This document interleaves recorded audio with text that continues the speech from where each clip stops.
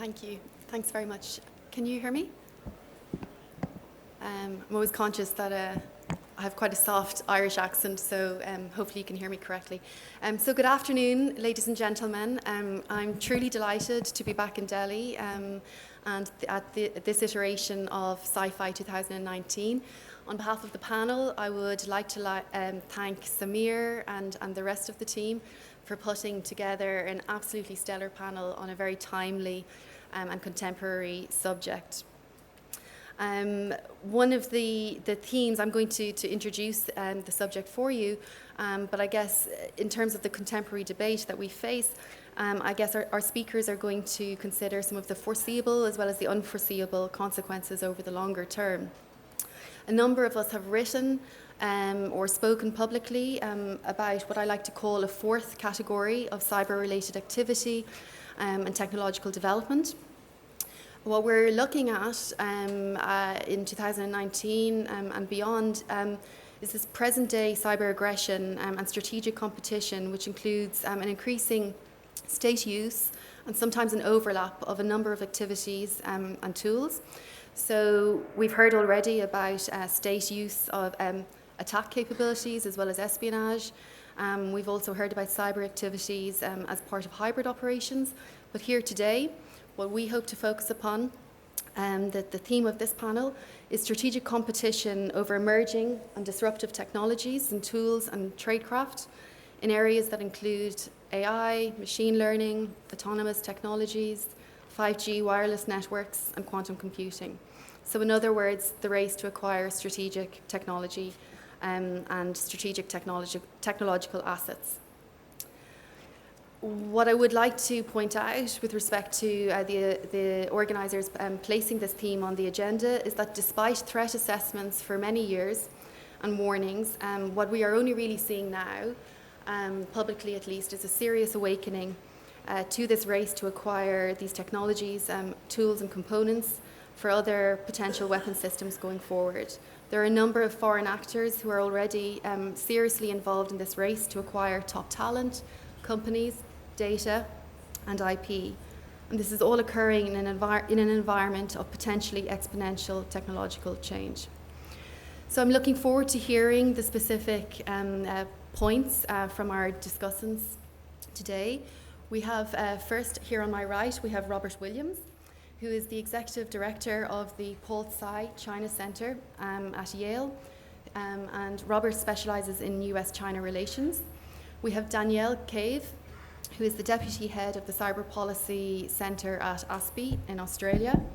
We have General Rajesh Pant, who is the National Cybersecurity Coordinator here in India at the National Security Council Secretariat.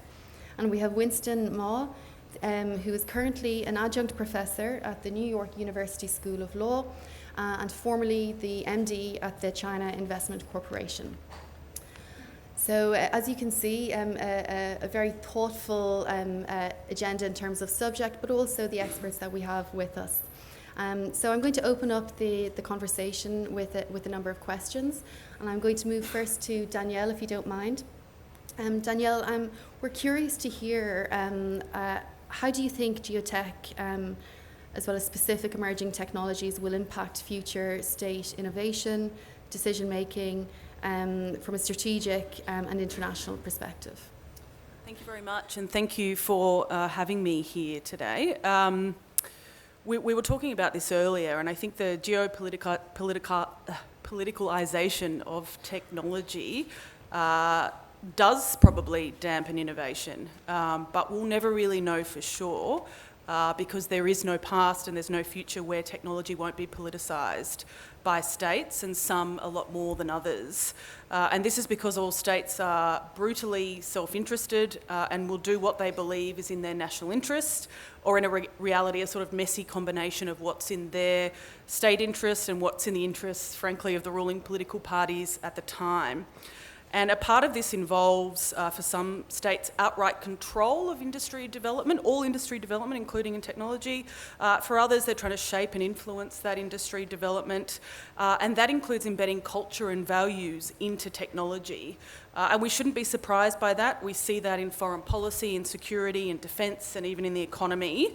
And we see it in cyberspace, as states use cyberspace to bend it towards its own interests, whether that be increasing control, censorship, encouraging self-censorship, leveraging it now to conduct information operations, which is a really growing field both domestically and overseas. And we are seeing and will continue to see that same politicalisation of technology and that clash of culture and values. And we're seeing this play out in new and emerging technologies. So in Europe and the UK, through debates about data collection and privacy, I think we're really in the middle of a global backlash at the moment against the large US social media companies because of a sort of historical lack of transparency and accountability on data collection, and that is changing, and that's a good thing, and they're really being forced to respond to small and middle powers now, and countries that 5 years ago they weren't paying a whole lot of attention to. Another example is we're seeing China move to a space of sort of tech-enhanced autocracy, where the use of surveillance and facial recognition technologies and tech-enhanced social management tools like the social credit system are becoming ubiquitous. And this is all politicised because these tools and technologies are multi-use. They provide essential services on the one hand, so facial recognition technology can help deal with problematic jaywalkers and traffic, but at the same time, depending on who's in charge, these technologies can be used to coerce and control. And a key example of that is what we're seeing play out in Xinjiang at the moment. And one final point I wanted to make when it comes to technology is geography matters, and it matters more and more and more. So increasingly states will make policy and strategic decisions on particular issues, particularly important national critical infrastructure issues like 5G, for example, which I'm sure we'll discuss later. And governments can no longer afford to just look at what company will offer the best price while at the same time giving us a decent level of security. I think those days, for a lot of states, not all, but for a lot of states are long over. Because something like 5G is so critically important to a state's future economic competitiveness. It's not just telecommunications, and we touched on that earlier in a discussion. Other critical infrastructure will sit on top of 5G. So geography and politics really kicks in to these decisions now, and states need to conduct really thorough risk assessments, which will all be different because all governments have different risk appetites. Depending on where they live in the world, depending on their budgets, depending on their economic and strategic outlook. So certain issues become really important in technology. So if I'm a state and I want to partner with a foreign company in 5G, I have to look at where that company comes from, including an assessment of the capabilities, intent and past behaviours of the state. So for example, repeated malicious cyber behaviour by North Korea will make me as a state second guess, do I partner with a North Korean telecommunications and technology company in critical national infrastructure issues? I also need to make an assessment of the suite of rules, regulations and laws that govern the home country of that the home state of that tech company. And if a government forces its industry to participate in intelligence activities via different intelligence and cybersecurity and counter-espionage laws, then I'm also going to second guess whether I partner with that company, and that forces me to think really deeply about what risk I'm willing to take on. And finally, the control the state has over its technology industry, which really differs from state to state. Am I worried about the control, overt or covert, that Finland or Sweden exerts over its technology and telecommunications companies? At the moment, not so much. But, you know, am I worried about the control, overt and covert, that the Chinese state can exert over Chinese technology companies I'm looking to partner with?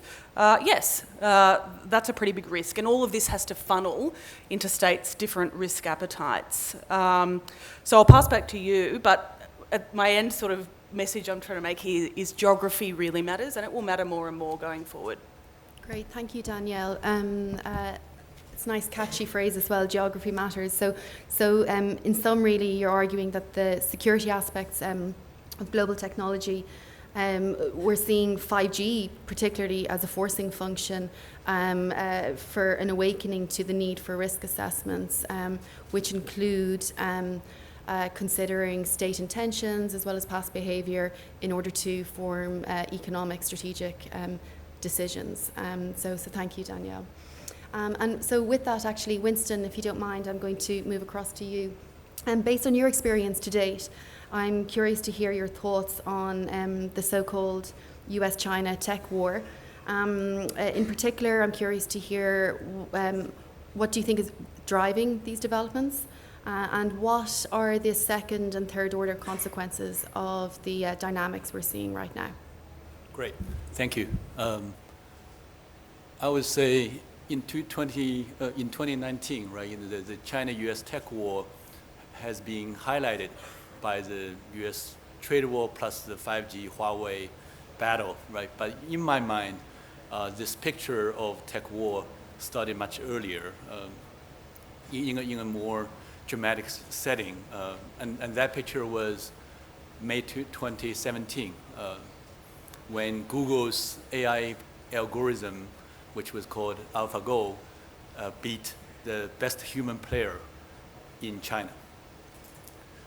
You know, it was an ancient Go chess game, which was believed to be so complex that no machine can master it. But the whole game actually had all these metaphors there, right? You know, it happened. It's between Google versus a Chinese best human player. It's in this small town called Wuzhen, which is kind of significant because Wuzhen is also the place that hosts the annual Internet Conference of China. Actually, this coming Sunday is going to have 2019 Internet Conference. And plus, right, this game was believed to be based on intuition, but the machine, based on algorithm, actually beat the game. So when you had this picture, in the end, it's the crying human player to the machine, right? That's left in people's mind. And for that reason, almost overnight, the whole Chinese industry, internet industry, started talking about the second half of the mobile internet era. And now we stop here and take back like, what happened in the first half. The first half was the spread of smartphones, and with the smartphone, 800 million people got internet connectivities. And during that process, many companies, for the first time, heard about digitalization and starting to move their operations and data to cloud. Right, that was the first half. And now the second half is everyone's looking at this thing saying, we have to think beyond. We have to focus on the quote-unquote hard digital technologies, right? And when you think about these, right, this is a huge inflection point. Actually, for the first half, my 2016 book title was China's Mobile Economy. And my new book this year will be will have the title China's Data Economy, right? It's mobile versus data. And when you think about this inflection point, this also reflects the changing relationship between China and the Silicon Valley, the two leading innovation centers of the world.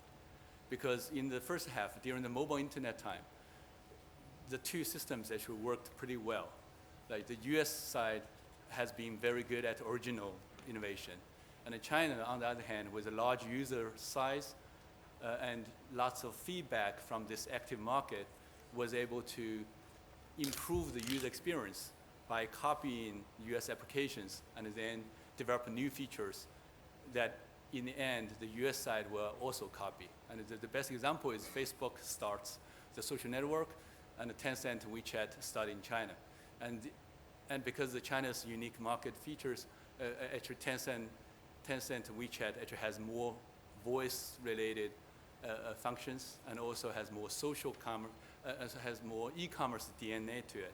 So what we see today is that Facebook starts to adding more voice features, and plus adding e-commerce components to to Instagram and other related social network features, right? So they used to be like complementary to each other and to some extent working together, right?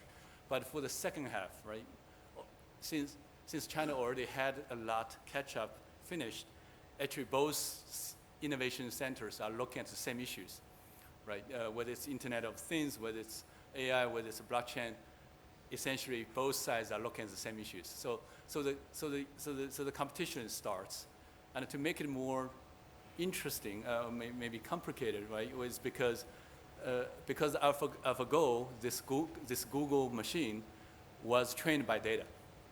And this early version was trained by data. Later, actually, the AlphaGo Zero, more advanced version, actually is trained by itself. But that picture was based on a AI program trained by data. So naturally, people accepted this, I think, overly simplified and also dangerously inaccurate analogy that data is oil, right, for the new economy.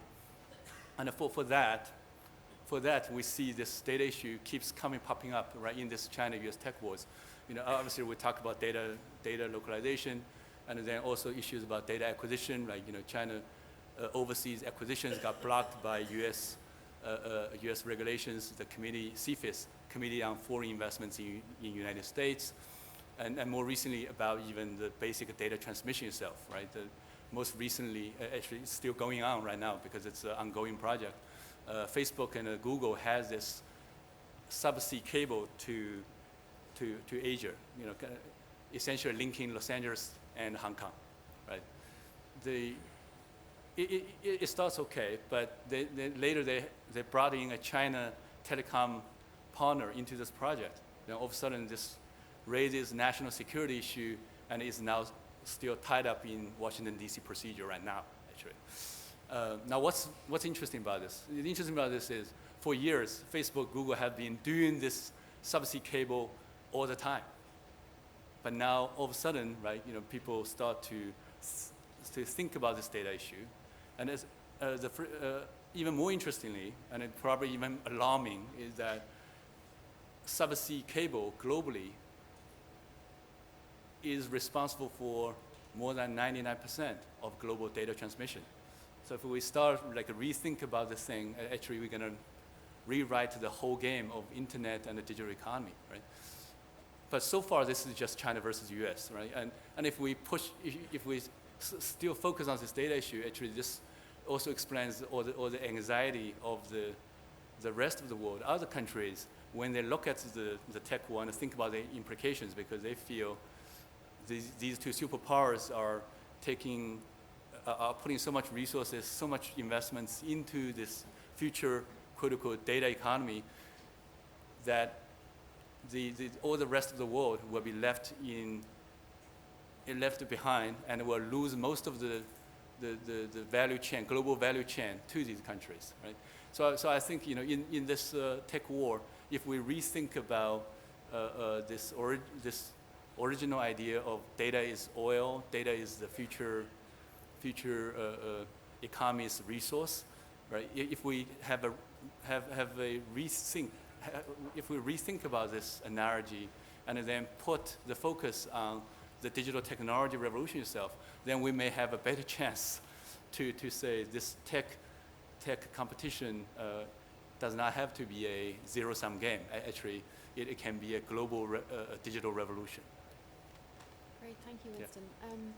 I think what I find most interesting about your thoughts are, while we heard from Danielle about 5G causing an awakening or a forcing function in some parts of the Western world, the AlphaGo game was really an inflection point, both in China but also other parts of Asia.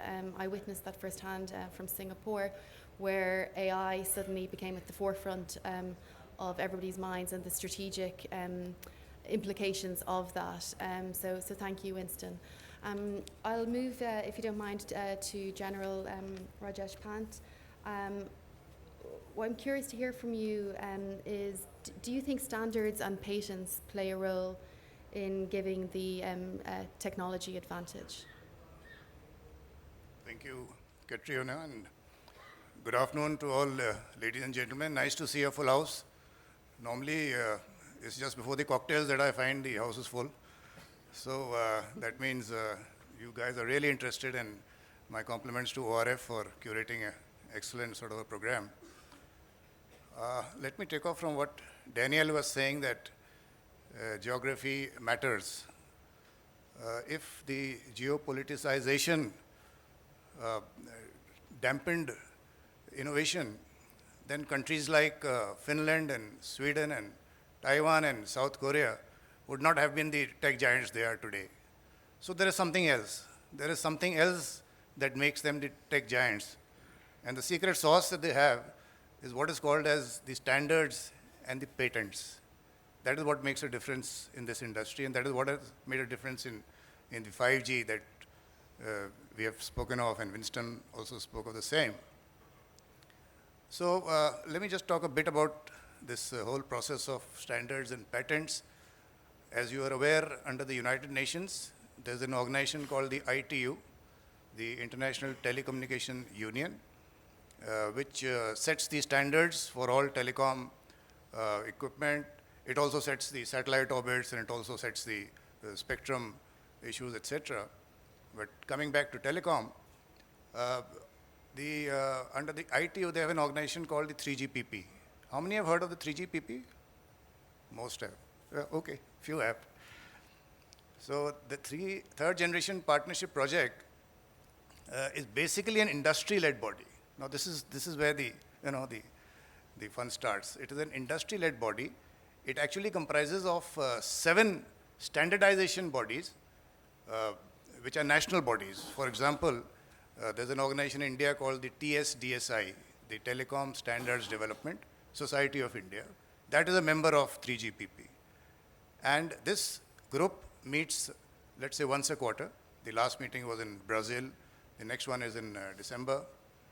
And they are the ones who finalize the standards. So a number of submissions are made to the 3GPP, and there is a concept of rapporteur. Rapporteur is a leader of a particular group, and they are the ones that decide, and finally it is accepted by the ITU, and it eventually ends in what is called as a release. You can call it as a software release. So for all your 3G, 4G, etc., there were various releases. And in the 5G case, there are going to be 3 releases by the 3GPP. The release 15, the release 16, and the release 17. Presently, only the release 15 has been made. That is the enhanced mobile broadband, which is what is going to promise you higher speeds. The other 2 will come after 1 year, and then after the 3rd year, the third one will come. The other 2 are called massive machine type communications, MMTC, and the last one is the ultra low reliable broadband communications. Presently only the release 15 is out, and the money comes actually from these patents and the standard essential patents, as they are called. For example, if you buy an iPhone today, which is $1,000, the actual plastics and the metal of that iPhone is just about $200 to $300. $700 goes to Apple. So this is true for all products, by the way. And let's take Huawei, over which this whole tech war, as you were saying, started, owns, let's say, approximately 30% of the patents of 5G. So this is what makes a difference. Now, we in India are also trying to make our own standard. It's called the 5G India version, 5G VI. The next meeting that takes place in December, we are going to bid very strongly for it. And that standard, what we are saying is that in the rural areas, we don't want that high speed. We don't want that low latency, because we don't have the Mercedes and the bullet trains in our rural areas. We have comparatively slower forms of traffic. So we want larger cells in our rural areas. When I say larger cells, why I'm saying it? Because in the 5G, the cell size is going to become, let's say, about 100 meters. Because the frequencies are higher, you require more broadband bandwidth. So we are seeing, at least in the villages, you have an India version which has a larger cell size of, say, 3 to 5 kilometers. So we are bidding for that. If that happens, then maybe in our cell phones that are going to be sold in India, we say, okay, put this 5G VI, as it is called, 5G India version, so that some income comes from there, right? So that is the importance of standards and patents. Patents, as you are aware, most countries have a very large number of what is called as patent examiners. There's a whole process. We in India are facing a backlog of this.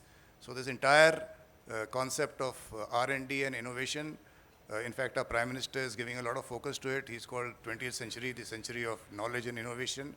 And a number of incentives are being given to startups, etc. So we are late starters. We have missed the bus in the earlier campaigns. But the stress now is to definitely go in for a large coordinated action for innovation and knowledge. The ITU is also opening up an office in India next year. They're also opening up innovation center. A large number of innovation hubs are being opened. I don't know if somebody has been to Israel. There's a place called Beersheba there, where they have a concept called the Cyber Spark, where the industry is there, the academia is there, the IDF is there, the Israeli Defense Force, the Ben Gurion University is there, and of course there's a metro station also there, besides the accommodation, etc. So a complex which promotes innovation, etc. We are also thinking of creating something like that. So a lot of things are happening in India, albeit a bit late, but they are happening. So coming back to that point of the GeoTech Wars, I feel the stress has to be on patents. There are issues here. There is no fab, as they say. Fab is the fabrication device for making the semiconductor chips. So the one in India that we have caters for a very large size of chips, about 180 nanometer. But the present concept is 7 nanometer.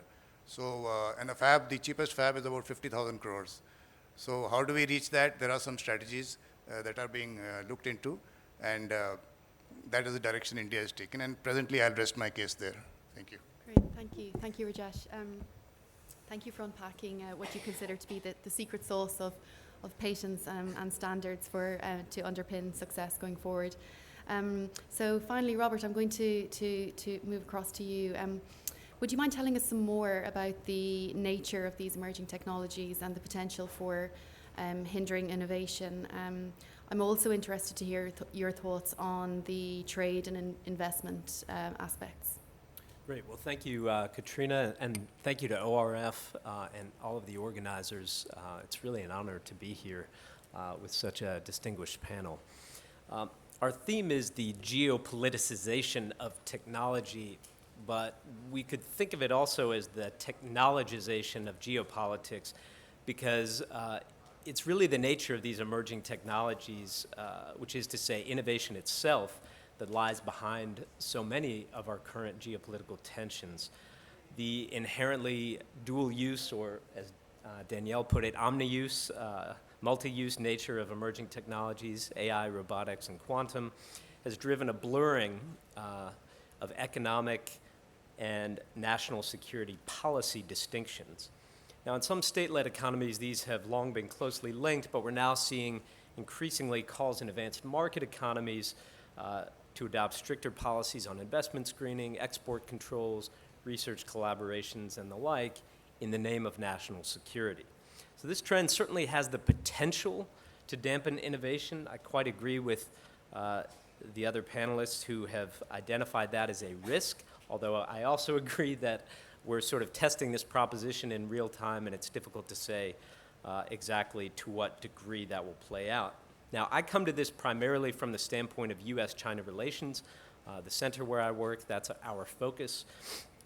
My basic argument to U.S. policymakers has been that the United States should, notwithstanding the legitimacy of a number of security concerns, should recommit to the virtue of openness and not seek to compete with China by adopting its economic model.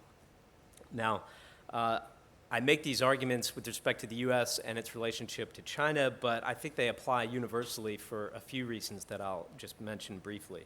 First, most cutting-edge research is, it's not secret, it's published in open access journals, right? This openness is not only important for maximizing scientific advancements, but also has an effect of strategic stabilization, which is to say, it provides transparency about the capabilities available to potential adversaries, right? So that's one factor. Second, even though many of these technologies, AI and the like, are inherently dual use, that doesn't mean that cutting off channels of integration between two countries will necessarily slow one's military advances. So take, for example, the research centers operated by Microsoft, Google, Amazon, and others in China. Now, these have come under great criticism in the US, but imagine even if these were shuttered, the Chinese talent attracted by leading US tech companies would simply find alternative places to work, either in China or elsewhere, and the US would lose the innovation advantages that accrue from attracting some of the best and brightest scientists. So the same can be said of world-leading universities and the recruitment of foreign students. Now, these forms of cooperation can, and I believe must persist in a broader context of robust competition for markets and influence in the knowledge economy. They can also coexist alongside condemnation of technology-driven human rights abuses and targeted measures to curtail the ability of companies to provide the technological infrastructure for such abuses. For example, as Danielle pointed out, surveillance and detention of Uyghurs in Xinjiang has brought this concern to the fore.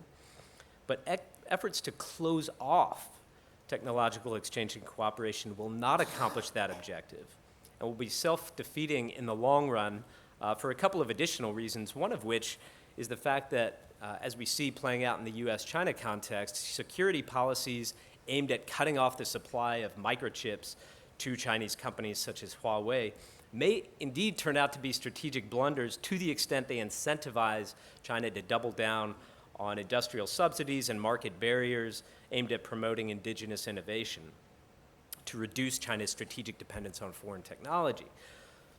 So in that case, those are precisely the policies that US trade negotiators are currently pressing their Chinese counterparts to forego. And finally, an additional factor is that many, if not most, of the companies that are driving innovation increasingly depend on overseas markets, China included, for their profits. And those profits feed further R&D that itself generates innovation and sustains the innovation base. So losing access to markets would put a country's tech sector, in the US, again, the US-China context, could put the US tech sector at a competitive disadvantage, potentially isolating the US as companies from other countries and China's own domestic champions rush in to fill the void. I'll come back to that point in just a moment because I want to talk just briefly in conclusion about a better objective as I see it, which is nothing new, but it's fair competition based on rules that serve the long-term interest of all peoples, including smaller countries currently caught in the crossfire of the US-China geotech conflict. So establishing and enforcing those rules requires reorienting our focus from defensive measures such as export controls and investment screening toward an affirmative agenda, a multilateral agenda for 21st century digital trade.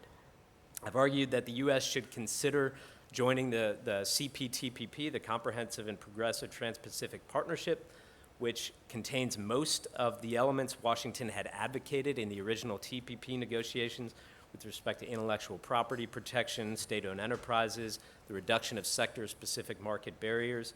And all of these are elements of particular salience given the intertwined and convergent economic and security concerns that have been pointed out. And the goal over time would be for a larger and larger block of countries to converge their policies toward common rules. And the CPTPP, as far as I can tell, is as good of a framework as any we have.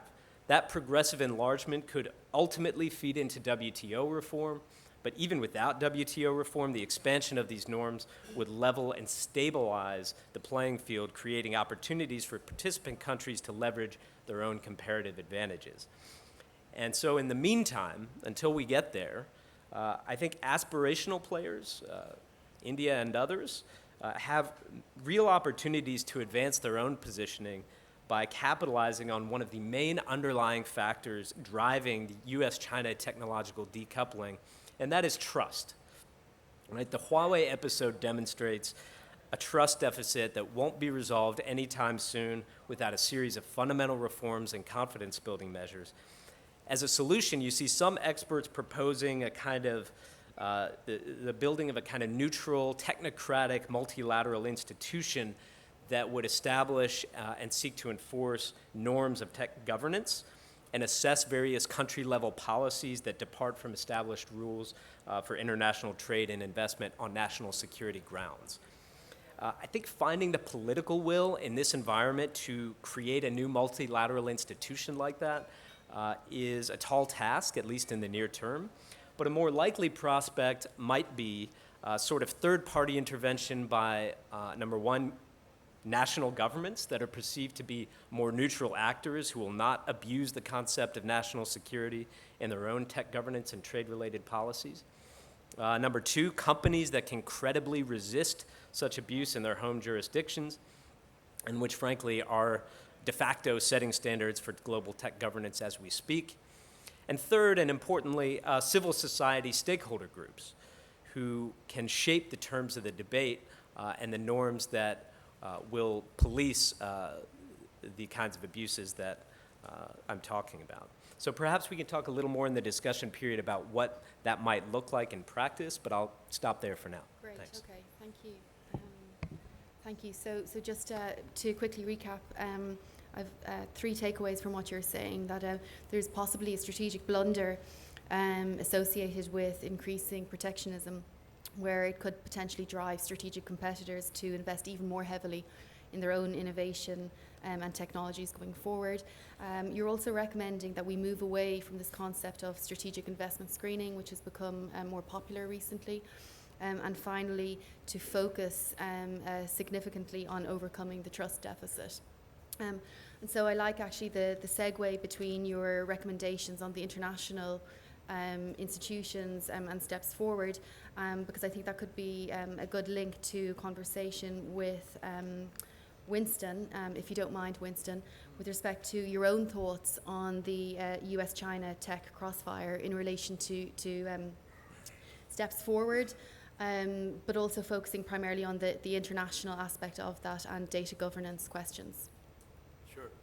You know, I think two quick points, right? You know, one is this tech war probably will exacerbate all the critical AI anxieties, right, among all the nations, because again, based on this data analogy, right, the concept is the more data you have, the more data you can train your AI, you know, and the more AI is trained, the better product you have. The better product you have, you will have more users. The more users you have more data, and this virtuous circle will go on, and it's kind of huge network effect, which suck up all the data as well as all the value to the biggest data holders, right? So naturally, there's this anxiety around data already, and the next level to this is, right, when all the nations look into the China-U.S. Tech war, they say, wow, you know, we're so far behind right now. How can we catch up to it, right? And I want to emphasize the one word that I keep hearing, which is leapfrogging. You know, every time people talk about the China's digital transformation, I keep hearing this word leapfrogging, as if China had this transformation overnight, right? But you know, for someone who grew up in China, actually, that's like 3-4 decades, several steps, right? You know, 4 decades ago, China was an agricultural country. Then, since early 1980s, open up, you know, gradually become a low-end manufacturing export country, right? And then it's in the new century that, with many years of accumulation of engineers, research, investments, then it become an internet economy. Actually, it's not just e-commerce, right? It's not even digital economy. And then, based on the manufacturing capabilities, actually the made in China capabilities, China was able to provide high-quality, low-price smartphone, which helped the spread of mobile devices to the broader population, right? And then lots of the other nations may not have that capability, that kind of luxury.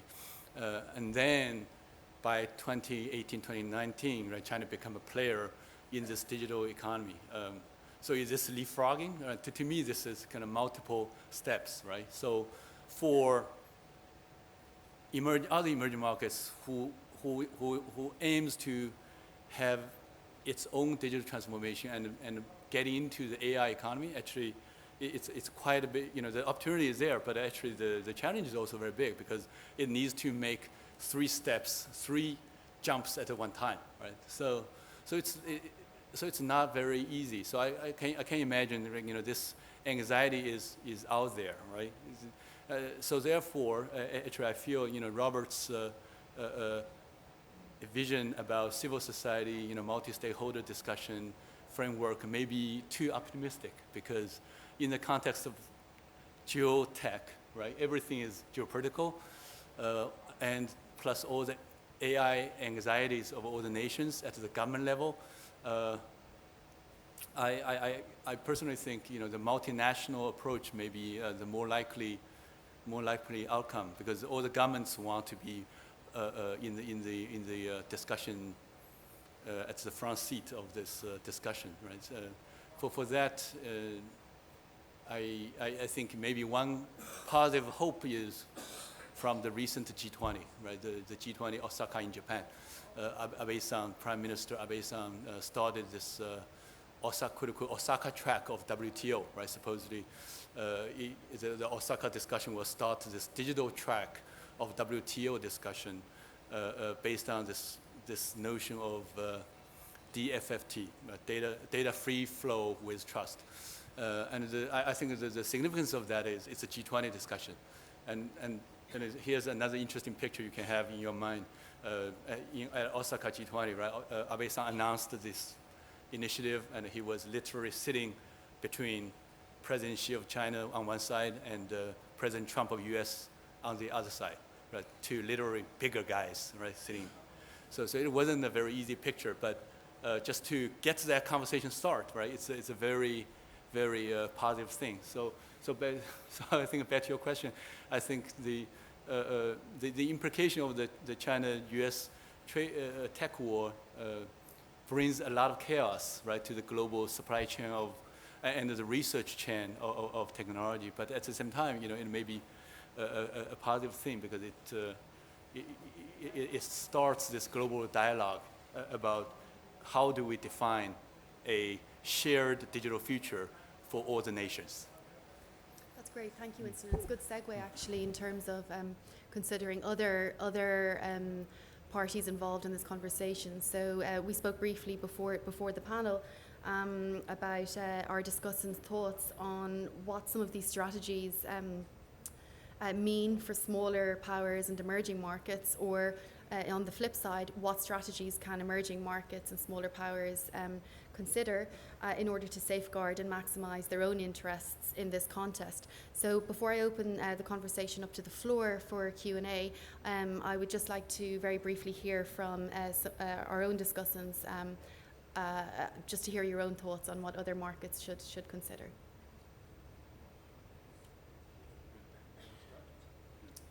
Shall we start with Winston? Oh no, actually, poor Winston has been in the hot seat already. We'll start okay. actually. No, I think to start, I think any emerging market can make this AI or / digital transformation a government priority, right?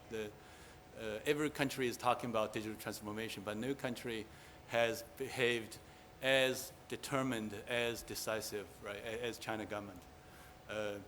Maybe it's a coincidence, but after this May 2017 AlphaGo game, China, the best human player was beaten 3-0 straight, right? Maybe coincidence, but 2-3 months after, in the summer of 2017, China government came up with this national plan. For some reason, they just decided that after 12 years, by 2030, China will be #1 AI economy in the world. Right, you may question like what's the basis of this? I mean, is this even realistic? Or how would you get there? But you sort of need that kind of commitment, right? This kind of national priority to inspire the industries as well as average people, right, to participate in this transformation. Thank you, Winston. Danielle, if you have some thoughts. So I guess most small and middle powers with maybe half a dozen really interesting examples like Finland, Sweden, Taiwan and South Korea, like you mentioned, are, I guess, technology takers rather than technology makers. So, you know, what's happening around the world impacts those countries, and we want to influence and shape what's occurring, but that influence can sometimes be a bit limited. But I think Australia, you know, is quite an interesting example of, you know, the government made a decision a couple of years ago to invest heavily in this space, and there's a couple of us in the room here. I think the Australian High Commission is a funder or sponsor of this dialogue, because I think there's a recognition that unlike foreign affairs and diplomacy and trade and defence, the balance of power is really different. It's actually largely with industry and civil society, not with government. So a country like Australia has to work through, you know, a whole range of multilateral institutions, and I think it does that very well. But they're also sort of falling behind in this cyber and tech space. So at the same time, you need a sort of dual path, and you need to work through 1.5 track, you know, dialogues to bring in industry and civil society. And you don't have to do that in quite the same way in diplomacy or defence. It's good to do, but in this sort of tech world, it's actually vital. Great, thank you, Danielle. Rajesh? You know, when the discussion on tech wars was going on, I was just thinking the environment under which the internet is being handled at the moment. Apparently it is, I must admit, it is not a very positive environment. And why I'm saying is, because under the United Nations, there is a United Nations group of government experts, UNGGE. The 6th one has been constituted now. India is a member of that. 25 countries are members. The 5th UNGGE failed because they could not come to a resolution, because there were two clear divisions. There was the Russian and the Chinese side of it, and the European and the American side of it. So the talks failed. So, and if you also see the other regional conventions, let's take the Budapest Conventions, or you take the Tallinn Manual. The Tallinn Manual was one of the first few documents to come out. It came out in 2013. The 2017 version has come out, Tallinn 2.0. Even that, people are not agreeing on the basic definition of cybercrime and the norms of cyberspace, etc. And we do this on a daily basis. You know, we know all aspects of the Paris Call of Trust and the UNODC, Vienna, and Prague, and all the latest issues that are happening. So there are too many fault lines happening as we speak, right? So that is the background under which the tech wars are taking place. So we will have to do some real hard work to bring everyone together. And what is the strategy? The strategy, I think, should be that no one country can do it by himself or herself. No one company can create the entire 5G chain, including Huawei. So there have to be, you know, strategic alliances. And being a Cyberman, one of the first dictums that is taught to us is that don't trust anyone, including the system administrator. So we have to, you know, have a strategy where we have our alliances, strategic alliances, and then try and make, you know, people talk to each other. I think dialogue is the way out. Thank you, Rajesh.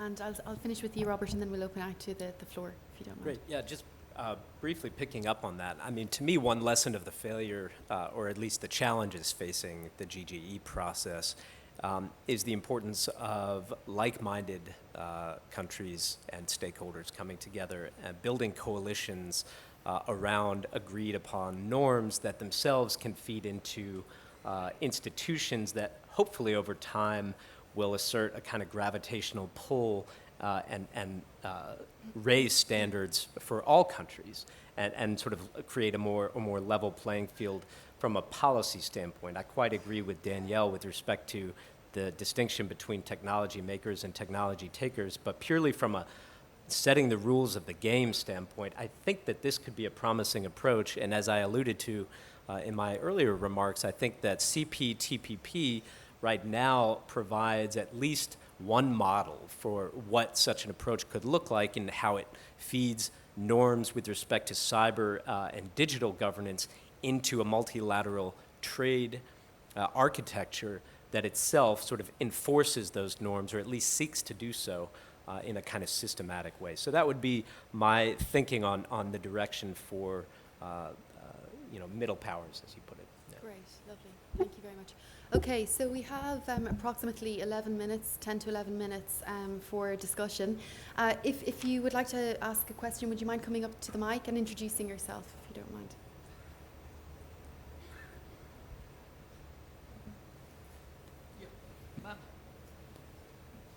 We'll start with this gentleman, if you don't mind. Thank you. Good afternoon. I'm Captain Agnihotri from Center for Joint Warfare Studies. My sense that I get from the discussions by Mr. Ma and Mr. Robert is that the US and China are in a tech war which will tend to divide the technology. I would say the advanced technologies into two clear parts or two clear domains, one China plus, one US plus. Equivalent security, I would say, an equivalent of this kind of a thing was created around 10, 12 years back when one Chinese admiral told, one Chinese general told the US admiral, let's divide the world into two parts. One we take care, one you take care. Now what I want to ask is it so clearly, I would say clearly discernible that there are no other, there is no room for any other player. It is just China and it is US on one side, and others have to make their choice this way or that way. I would like to know the perspective from Mr. Robert and Mr. Ma. Thank you. Lovely, okay. If you wouldn't mind asking your question, we'll take a couple of questions first and then move to the panel. Thank you, Chair. I'm Major Chakravarti. My question is to Winston. Well, China certainly, has put technocrats right in the political game. There's no doubt about it. And so the geopolitical issues are all being decided by technocrats. And China is very clear that it's got to fight an asymmetric war. In whatever field it is. And asymmetry definitely brings in, as you correctly brought out, the cyber is the asymmetric field. And you read the latest Chinese document, the white paper which is out. Excellently articulated, informationized warfare is the main issue on which Xi Jinping keeps speaking. And the Chinese dream is, I don't want to go about it. So I just want to know from you, undoubtedly, China seeks to be a global power by 2049, which is not very, very far away. It's just exactly 29 years from now. And what I want to know is that already you are the only player in 5G right now. We don't have anybody else in this field. It's come out very, very openly, and the United States is making it clear that if we give you 5G, you can shut us down very clearly. So, well, have you already taken over? Even in the swarms, I'm seeing that you have taken over. In every aspect, even Iran today using of the, what you call, the latest drones. Since I operated drones, I find the Chinese technology is coming out. So has really China taken over the field? And the latest which I just read is, there are no longer need for bullets now. All this peace which you are talking about, the world has never been at peace. It will never be at peace. Human beings are social animals. Animals generally tries to raise their animal spirits. And so therefore, is China already gone ahead? This is my question to you. Thank you very much. So we have time, I think we'll Okay, thank you. I'll try to make it short. My name is André Michel Isungu. I work for the United Nations. I have a question for the panel. It has to do with the great imbalance we face when we look at the cyberspace. On one hand, you have those who have the infrastructure, the knowledge, and who produce most of the content. That's the US companies, and increasingly China and a few others.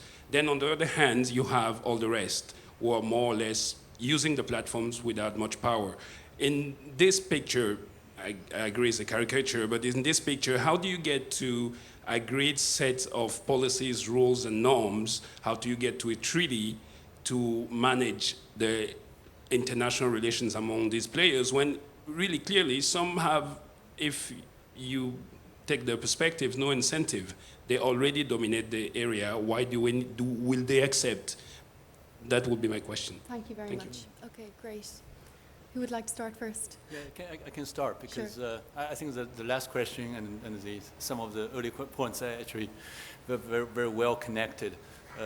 because to start with the last question, right? I think the super platforms are actually become I wouldn't say the common enemy, but sort of the common issue, right? All the markets are dealing with. So I may be giving Trump administration too much credit, but if you think about the sequence, right? You know, obviously we talk about the 5G Huawei battle, right? That's about the 5G security, so on and so forth. And at the same time, right? At the same time, U.S. DOJ, Department of Justice, is also launching antitrust investigations, right, on the large platforms. So you know, again, right? I may be giving Trump administration too much credit, but you know, maybe there's some consistency there. Is to say, this is the year we should be rethinking about the whole framework for the large platforms, the large digital players, because they control too much players, too much data, too much control, right? You know, whether it's the 5G infrastructure guys, or the e-commerce guys like Amazon, or the cloud guys like Amazon, or the search engine guys like a Google, whatever you call it, right? You know, we need to figure out a new framework to deal with that. So actually, to that, actually, I feel quite positive that all the markets, all the governments actually will find a common solution to deal with these, to rein in the power of the super platforms. Great. Thank you, Winston. Yeah. Rajesh, or who'd like to jump in first? I just wanted Danielle? to come in on one point. The individual over there who asked the question said that China is the only player in 5G. I just want to mention that that's not true. So Australia in June 2018 banned high-risk vendors from the Australian 5G network, and Australian telecommunications companies are, you know, slowly introducing 5G via a range of other vendors, mostly European vendors. So it's an example of a 5G network that has no Chinese providers, and I think, you know, in a way, that's sort of the, you know, your point that you made is a result of a bit of an information operation.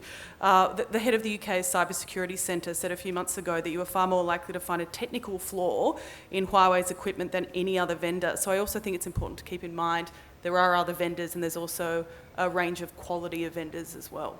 Sure. Yeah, Thank you. and back to the first point about different standards, right? Actually, we should not forget that just, you know, not too early, too many years ago, actually in the context of 3G, right, there was different standards to start with as well, right? So in the 3G time, there were different standards, and then later, actually, the world figured out some common standards in the 4G time. So we may, you know, for 5G, we may find a new consensus. But again, right, you know, in this 5G context, people think a lot more issues. Because 5G is related to Internet of Things, right? So it's a much broader implications. So that's why I suggest, you know, if we give the government some credit, you know, this seems to be the time that guys try to figure out the new framework for the new data economy. For that, you know, back to the earlier question about the China thing.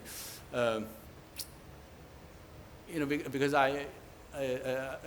the course, the adjunct course at NYU is about sovereign investments and regulations. So I also look into the case studies about the sovereign funds. You made a point about the China dream, right? But actually, other countries also have this aspiration, right, for digital transformation. And we all know in Saudi Arabia, you know, the keyword is vision, right? They put huge capital into this vision fund, 100 billion VC fund I've never heard of, and every year they have, actually next week, right? They have Vision 2030 conference in Riyadh. So that's the keyword for Saudi. And you can also look into other parts of the world. They all have this aspiration to leap forward and get to the benefits of the fourth industrial revolution. So I really think, right, the issue is not about the dream or the vision, but it's more about, like, how do we redefine the world order in new technology? And I'm not old enough to share the experience of the last industrial revolution, but I guess, right, during the last industrial revolution, or different countries probably, had gone through a similar process of figuring out the new balance. So maybe this is just another process to figure out the new balance. Thank you, Winston. We're really in the last minute or so, but I really want to hear more from Rajesh and Robert if you have time. Rajesh, are we looking at an Indian 6G? In fact, there's an India Mobile Congress going on very close to the airport, where, just to answer your question, there are basically 5 major players in the world today. There's Nokia, there's Ericsson, there's Samsung, and ZTE, and Huawei, right? And except for Samsung, all the others are demonstrating use cases there. And yesterday I was there in the inaugural, and there's a very famous Indian singer called Shankar Mahadevan. He sang a song, and the orchestra was somewhere else. And the sound of that music of that orchestra was being beamed through 5G, and it was like listening to a live show. So this is just one. There are robots floating around, etc. So anyone who has the time, go and visit the IMC. Yes, India has a plan. We have a very ambitious Make in India plan. But before I finish, someone from UN also asked a question. I'll just take half a second to answer my friend. That the basic concept is that there are more good people in the world than bad ones. Do you agree to that or not? Okay. So, and there are conventions. There's an International Human Rights Convention. There's a Geneva Convention, and we hope that people will come to some norms of like crime against women and children. We are all very clear. Those points have been sorted out. We will find a resolution. Hopefully I'm there for the UNGG from 9 to 13 December in New York, so we can give you an update later on. Thank you, Rajesh. And Robert, time is up, but a few points, let's... Well, I'll just say maybe in 2 sentences. Several of the questions sort of pointed to this US versus China dynamic, and I don't think it has to be this sort of bifurcated way of viewing things. You look at what the EU is beginning to do in terms of trying to chart not necessarily a middle course, but its own policy approach to deal with some of these concerns. I think that's sort of an example that there are a range of alternatives potentially, and I think the key is to focus on shared interests. When we're talking about agreeing to norms or new institutions or what have you, the U.S. and China share many interests when it comes to technology governance, cybersecurity, and so forth. We could just run down the list of, stability of the financial system, not being misled into kind of conflict with one another by a third-party malefactor, and on and on and on. In addition, you have interests of the Chinese government and Chinese firms in going out and being internationally competitive players, and that comes with a set of interests that might be different from China's sort of domestic interests with respect to the bifurcation that was alluded to in some of the questions. So I don't think the story has fully been written yet, and it's up to us to chart a better outcome. Thanks. So great. So if you don't mind, please join me in thanking our panel. There's been a lot of food for thought, and as you say, the story isn't finished.